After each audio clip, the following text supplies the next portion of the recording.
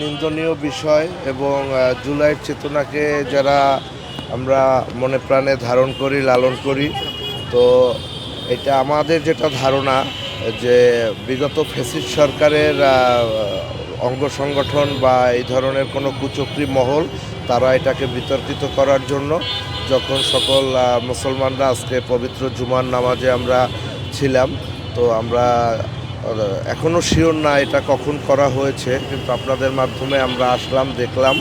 তো কখন করা হয়েছে আমরা এগুলো সিসিটিভি ফুটেজ আছে এবং স্থানীয় সাক্ষী আছে, আমরা যাচাই বাছাই করে আইনগত শক্ত পদক্ষেপ গ্রহণ করব। অনেকে মনে করছে এটা নিষিদ্ধ আওয়ামী লীগের কোনো কার্যক্রম হতে পারে, যেহেতু আজকে সংসদ ভবন এলাকায় তারা মিছিলে প্রস্তুতি নিচ্ছে।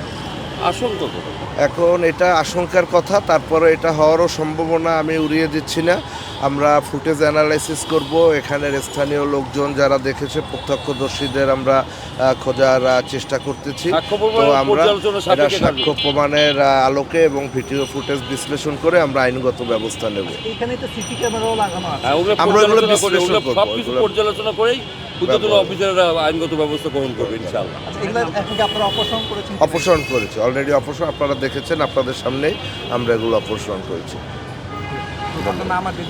আমি মাইনুল ইসলাম খান পুলক, আমি সিনিয়র সাব ইন্সপেক্টর শাহবাগ থানা।